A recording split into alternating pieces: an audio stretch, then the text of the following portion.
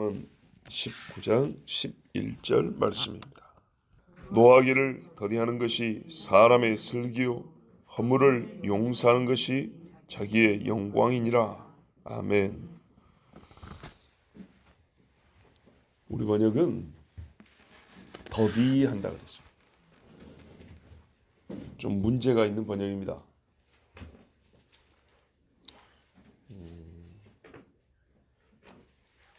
뭐랄까요?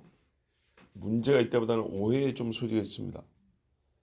밀었다가 나중에 한꺼번에 폭발하는 그런 노를 말하는 게 아닙니다.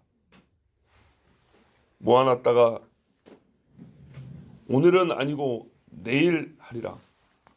똑같은 노인데 시간만 잠시 늦추는 그런 걸 말하는 게 아니고, 원래대로 말하자면 자기의 노를 저지시키는 겁니다. 오늘 화가 나서 백이라는 분노를 내가 지금 쏟게 생겼어요. 그런데 생각을 해보는 겁니다. 내가 지금 이 백이라는 노를 쏟아도 되는가? 쏟을 이유가 있는가? 하여튼 이 노에 대해서 생각을 해보고 내 노가 나가려는데 막는 겁니다. 너 나가지 말고 좀 있어봐. 너 지금 나가면 안 돼. 사람을 말린다고 생각을 해보세요. 자기가 자기 노를 막는 거예요. 그냥 늦추는, 시간만 늦추는 게 아니에요. 똑같은 일을 할 것인데 1시간 있다 하는 게 아니고, 요 일을 명분과 목적과 이유를 가지고 막는 거예요. 너 이유 있는 화이냐? 목적이 선한 분노이냐? 뭔 뜻인지 아시겠죠? 네가 지금 이만큼의 분노를, 요 정도의 분노를 낼 만한 명분이 있는 일이냐? 요거를 생각을 해보는 겁니다. 그래서 아니면 나가지 마. 네가 지금 나갈 때가 아니야. 나가더라도 네가 이만큼 이렇게 다 나갈 게 아니야. 저지시키는 겁니다. 그 다음에 어떻게 되죠? 1시간 후에도 내일도 그 분노를 다 쏟지 않게 돼요. 시간만 늦추는 게 아닙니다. 그래서 이렇게 번역합니다. 사람의 신중함은 그의 노를 늦춘다 또는 저지한다. 원래 말 뜻이 그 말입니다. 그래서 우리 번역에도 슬기라는 말이 있죠. 신중함이라고 번역하는데, 자, 신중이 한자 표현이 참 좋습니다. 삼가다, 중하다. 그러니까요, 깊이 삼간다는 겁니다. 생각해보고 삼간다, 이런 말입니다. 신중하다는 거는요, 결과를 예측하고 현재를 조심하는 것만을 말하는 게 아닙니다. 너 신중해야 돼. 너 지금 이래버리면 뒷감당 어떻게 하려고 그래. 이것만 신중함이 아니고, 신중함은 앞에 것도 생각합니다. 그래서 아까 뭐라 그랬어요? 제가 네가 지금 화를 낼 만한 이유가 뭔지 한번 생각해봐. 이유, 원인이 뭐라고 생각을 해? 과연 지금의 화가 가져올 결과뿐만 아니라 서로 관계가 깨지고 앞으로 미워하고 서먹서먹해지고 하고자 하는 일은 안 될 것이고, 이것만이 아니라 지금의 이 화가 어디서부터 왔지? 그 일이 과연 이 화를 내기에 합당한 원인이 되나? 그 정도 원인에, 그 정도 이유를 가지고 이렇게 분노하는 것이 맞다고 생각해? 특별히 이제 그리스도인이잖아요. 하나님의 법을 원인과 이유로 해서 현재의 나의 분노를 생각하는 겁니다. 하나님의 법이 이래. 원래 하나님의 법에는 이런 일은 이렇게 하라 그랬어. 근데 너는 네 마음에 안 맞는다고 지금 성질을 내고 있잖아. 그렇다면 이 분노는 하나님의 법에 대적하는 게 되는 거야. 결과는 나중 이야기고, 과연 이것이 합당한가? 이거를 깊이 무겁게 여기고 삼가는 것. 이게 신중함입니다. 그래서 우리는 하나님의 법을 빼고 지혜라는 말 안 쓰잖아요. 요렇게 해서 자기의 분노를 저지시키는 사람, 그 사람은 이제 하나님의 법과 생각을 했기 때문에 내일 모레가 돼도 오늘 아껴뒀던 거 더블로 해가지고 내일 쏟아붓고 이러지 않아요. 이게 슬기다, 지혜다, 그렇게 말씀하는 겁니다. 사람의 신중함은 자기의 노를 저지시키느니라. 다윗은 자기를 죽이려고 추격하는 사울을 살려줬어요. 화가 안 났냐? 자기 부인 미갈, 그죠? 첫 번째 부인 미갈 생이별을 하고 살고 있어요. 거기다가 다른 남자한테 줘버렸어요. 가족들하고 얼굴도 못 보고 지금 살고 있어요. 10년 동안 광야에서 떠돌이 생활하고 있어요. 망명 생활해야지, 떠돌아야지, 먹을 것이 없어서 구걸해야지. 이게 하루 이틀도 아니고 살 일입니까? 할 일입니까? 사람이 불안해서 잠을 잘 수 있습니까? 언제 누가 고발하고 쫓아오고, 산하고 산 하나 사이를 놓고 이 정도 간격으로 피하고 굴에 숨었는데 거기까지 안에 들어왔단 말이죠. 물론 일부러 들어온 거지만 그 앞에 군인들 쫙 깔렸을 거 아닙니까? 화가 날 일입니까? 안 날 일입니까? 나지요.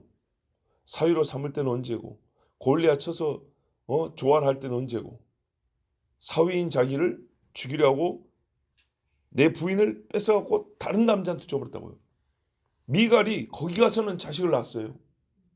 다윗한테는 자식이 없는데 거기 갖고는 자식이 있다고요.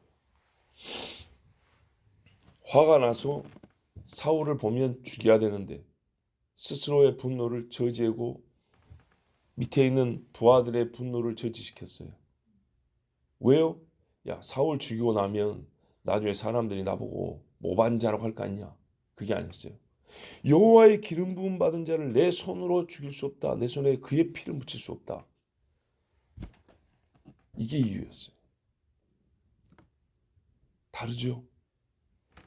압살롬에게 피신을 가고 있어요. 이번에는 자기 아들이 아비를 죽이겠대요. 세상에 이게 말 같은 일입니까? 거기다가 자기 부인, 작은 부인들이지만 10명 내가놨더니 저 작은 엄마들을 다 범해버렸어요. 참 다윗 인생도 고약하기 그지없는 인생이에요. 이게 한편으로는 의로워서 당하는 고난이고 뒤에 거는 지가 죄지어서 당하는 고난이에요. 그래갖고 도망가는데 베냐민 족속 시므이가 그렇지 않아도 사울에게 손을 안 댔는데도 이렇게 오해하는 사람이 생겼잖아요. 네가 베냐민 지파에 피를 흘린 사람이라고, 네가 사울 왕을 죽인 놈이라고 막 이 사람이 와서 막 흙먼지 날면서 돌 던지면서 막 저주했어요. 다윗이 안 죽였는데도. 옛날에 죽였으면 어쩔 뻔했어요. 자, 이래가지고 저주를 막 하니까 다윗의 장군 중에 요압의 동생 아비새가, 왕이 저 죽은 개 같은 놈이 지금 뭐라고 싶은 거립니까? 내가 와서 단칼에 쳐 죽여버리겠습니다. 쳐 죽여버리겠습니다.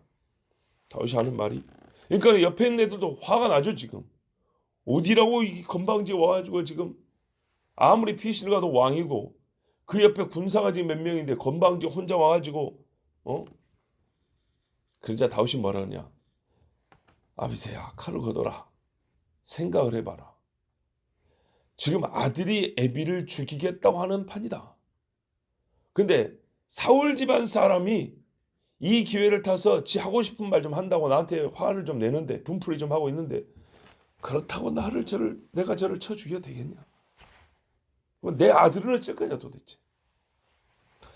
여호와께서 다윗을 저주하라고 명하시지 않았다면, 말을 이렇게 겸손하게, 여호와께서 나 다윗을 저주하라고 저놈한테 허락하지 않았으면 저놈이 와서 나를 저주하고 이럴 수 있겠냐? 아들이 죽이라고 한 판인데 지금은 저 사람의 피를 흘릴 때가 아니다. 이러고 지나갑니다. 하나님의 말씀을 보세요. 사람의 신중함은 그의 노를 그치게 한다. 아멘이죠. 허물을 용서하는 것이 자기의 영광이니라. 죄를 넘어가 주는 것, 간과해 주는 것이 그 사람의 영광이니라. 6월절이 넘어가다는 말 뜻이잖아요. 월담이라 그러죠. 담을 넘는다. 6월절은 넘어간다는 뜻입니다. 피를 보고 넘어갔다입니다. 자, 안 넘어가면 어떻게 되죠? 그렇죠. 네 피값을 묻는 것입니다. 피가 있기 때문에 너의 피는 내가 묻지 않겠다입니다. 그 의미를 알아야 됩니다. 그냥 무슨 표로 피를 삼은 게 아니고 양이 네 대신 피를 흘려줬기 때문에 내가 그 피값을 받았기 때문에 네 피는 내가 묻지 않고 가겠다 그 말입니다. 그래서 6월절 어린 양이라고 예수님이 이야기한 겁니다. 하나님이 그렇게 하셔서 로마서에 보면 심판할 때 자기를 믿는 자를, 예수 믿는 자를 의롭다 하시며 또한 하나님 자기 자신을 의롭게 사람들이 여기게 하신다. 자기 자신을 의롭다 한다. 이렇게 했어요. 자기 자신을 의로움을 나타내서 예수 믿는 자도 의롭다 하고 예수 믿는 자를 의롭다 함으로써 하나님이 얼마나 의로우신 분인가를 나타낸다 했어요. 여기 표현 보면 자기의 사랑을 나타내신다 이래도 될 거를 의라 그랬어요. 의는요 정확한 계산이에요. 그렇잖아요. 여러분 계산할 때 10원이라도 안 맞으면 큰 돈은 아니지만 분명하게 그걸 의라고 말하지는 않아요. 그렇죠? 불의입니다. 내가 그냥 넘어가 주는 거지. 10원, 100원 떨어진 거는 그냥 넘어가자 이러고 가는 것이지 그게 옳다는 뜻은 아닙니다. 의는 정확히 균형이 맞아야 합니다. 하나님께서 사람의 죄가요 얼마나 다양한데요. 도찐 개찐이라도 정확한 저울에 달아보면 어떤 사람의 죄는 조금 더 무겁고 어떤 사람의 죄는 좀 더 가볍습니다. 하나님의 의는 이런 사람들에 대한 판단에서 정확히 나타난다 했습니다. 그런데요 예수 믿는 자를 의롭다 하며 하나님의 의도 나타난다 했어요. 그럼 예수 믿는 자에게는 뭐가 있다고요? 예수님의 피가 이 양에 딱 맞게 그의 죄값을 다 하나님 예수님이 대신해 줬다는 얘기입니다. 사람마다. 그래서 하나님이 정확하게 그 의가 나타납니다. 뭔 말인지 아시겠죠? 예수의 피는 얼마나 대단하면 무거운 죄를 지은 자에게는 그 무거움을 정확히 대신할 만큼의 피값이 적은 죄는 그 무게만큼의 죄값이. 그런데 이렇게 피를 그의 죄만큼 예수님이 대신 갚아주게 하는 그 근원은 어디서 나냐면 하나님의 사랑하심에서부터 나온다고 말입니다. 그 사랑하는 마음으로 우리의 죄만큼 갚아야 할 죄만큼 예수님이 대신 갚게 하셨다는 겁니다. 이거는 어떤 의미에서는 이거는 한정이 없어요. 무한이에요. 그죠? 살면서 죄를 계속 더 지으면 예수의 피 계속 믿음 있는 자에게는 그렇게 예수의 피가 대신해 준다 그랬어요. 자, 그런다고 또 이거를 너무 수량으로 계산하고 예수님의 한 2도나무 3도나무 이렇게 생각하면 안 되고요. 문에 바르기만 해도 그 피가 그 집에 있는 죄를 다 감당한다 했잖아요. 자, 하여튼 우리 하나님께서 이렇게 먼저 우리의 죄를 전에 지은 죄를 간과하심으로 예수 믿는 자를 의롭다 하시며 자기의 의로우심을 나타냈다 이랬어요. 자, 요것을 우리 삶의 방식으로 가지라고 말입니다. 이런 은혜를 받았으니까. 마태복음 6장 보면 예수님이 기도를 가르쳐 주십니다. 그 기도에 뭐가 있습니까? 우리가 우리에게 죄 지은 자를 사하여 준 것 같이 우리의 죄를 사하여 주옵시고 그리고 다만 악에서 구하옵소서 뒤에 나옵니다. 이 자체가 서로 독립적인 가르침이기도 하고 기도 제목이기도 하죠. 우리가 악이라는 것은 정말 수없이 다양하잖아요. 그런데요, 형제를 용서하지 않는 것으로부터 파생되는 악도 아주 많습니다. 용서하면 끝났을 것인데 용서하지 않음으로 인하여 거기서 새끼쳐 나오는 악들이 얼마나 많은지 모릅니다. 그래서 그랬는지 예수님이 이렇게 주님이 가르쳐 주신 기도를 아버지께 영원히 있사옵나이다 아멘 한 다음에 바로 이어서 뭐가 나오냐면 너희가 사람의 잘못을 용서하면 너희 하늘에 계신 하늘 아버지께서도 너희 죄를 용서하시려니와 너희가 사람의 잘못을 용서하지 아니하면 너희 아버지께서도 너희 잘못을 용서하지 아니하시리라 하고 가르쳐 주신 기도 중에 이 용서 부분을 뒤에 바로 이어서 한 번 더 말씀하세요. 그래서 옛날에 어떤 분들은 뭐라 말하냐면 사람이 죽기 전에 자기의 이 죽음 직후를 준비하는 가장 지혜로운 것은 뭐냐면 용서하고 주는 거라고 그랬어요. 제가 저보고 사람이 죽기 전에 해야 할 일이 무엇이냐고, 곧 죽는다 치면 지금 해야 할 일이 무엇이냐고 물으면 첫째는 찬송.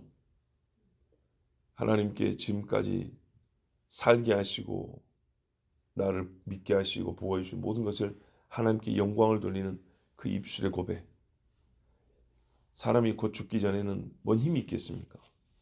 온전히 악보대로 부르라는 그런 뜻은 아니고 찬송의 의미를 가진 고백. 기도가 됐든 실제로 어떤 찬송곡을 부르든 몇 마디 말로 이렇게 표현을 하든 간에 하나님을 높이는 언어의 제사. 두 번째, 용서를 구하든지 용서를 하든지. 용서. 이게 참 죽음 후에 하나님 앞에 설 자기를 준비하는 최고의 방법, 최고의 지혜다. 그렇게 봅니다. 여러분, 예수님의 비유를 기억하시죠?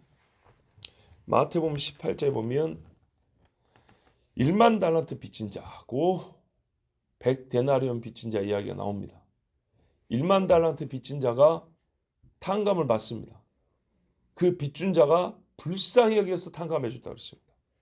1만 달란트라는 것은 얼마나 많은 거냐. 이걸 금으로 생각을 하면 2000년 당시에 어느 한 나라의 1년 예산이 90금 달란트 정도로 생각하면 1만이란 게 얼마나 큰지 아시겠죠. 아수르 왕이 이스라엘이나 유다로 쳐들어옵니다. 그래가지고 막 죽여버려. 그럴 때 왕이 형님 한번 봐주십시오. 그래. 그러면은 금 몇십 달란트하고 은 몇백 달란트 갖고 와. 그럼 이번에 군대 물려줄게. 여러분, 대군이 와가지고 빈손으로 갈 수는 없잖아요. 전쟁 비용이 얼마나 들어가는데. 예?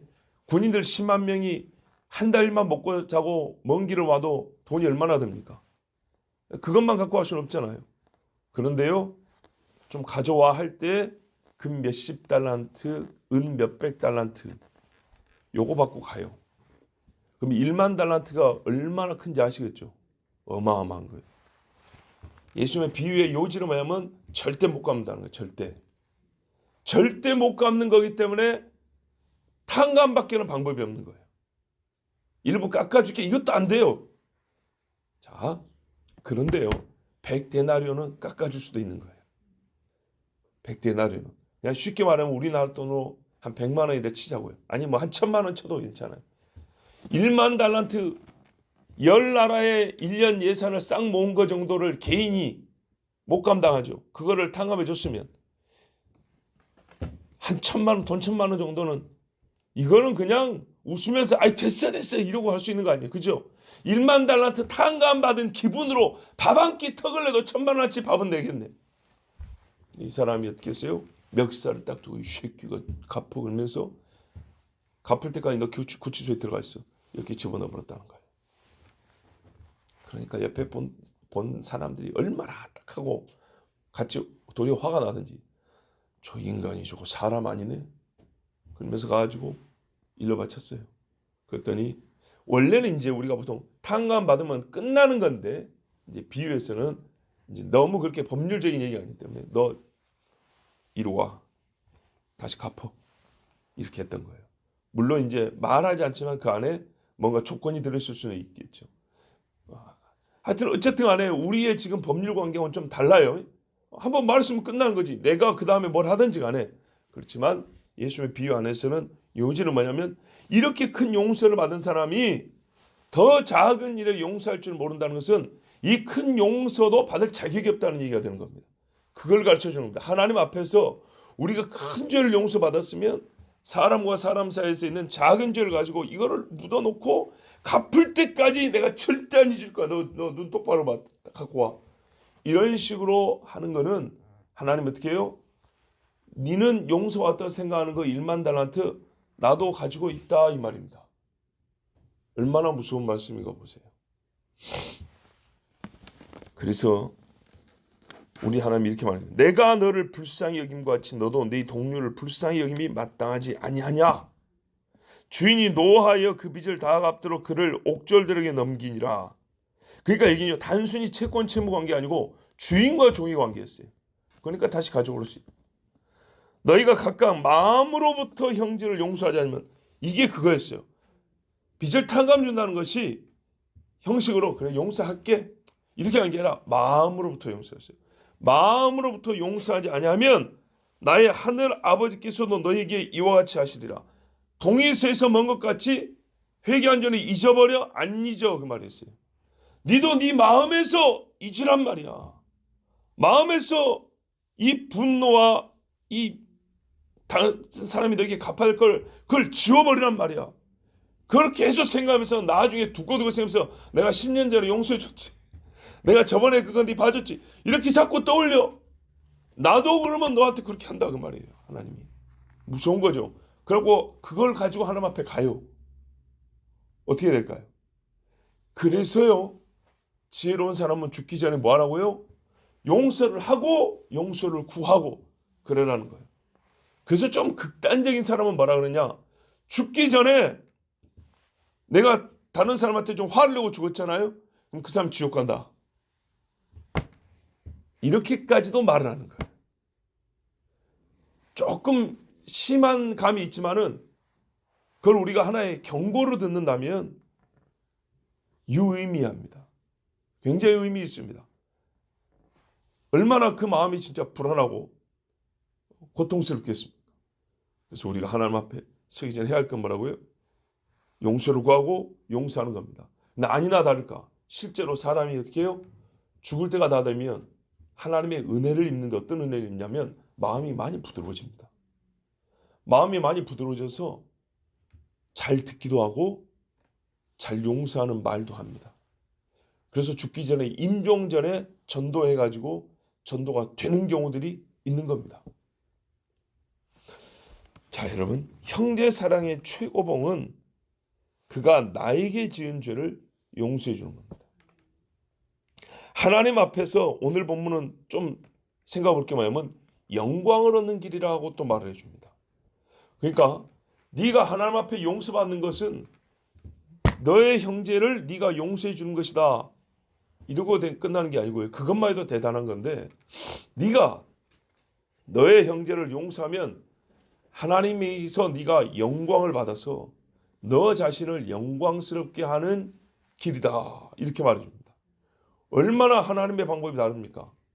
이 세상에서 자기를 영광스럽게 하기 위해서 하는 일이 얼마나 많습니까? 하나님이 가르쳐주는 최고 방법은 누가 너에게 잘못한 게 있잖아, 그러면 그걸 한번 용서를 해줘봐. 네 이름이 얼마나 존귀케 되는가 네가 경험하게 될 거야.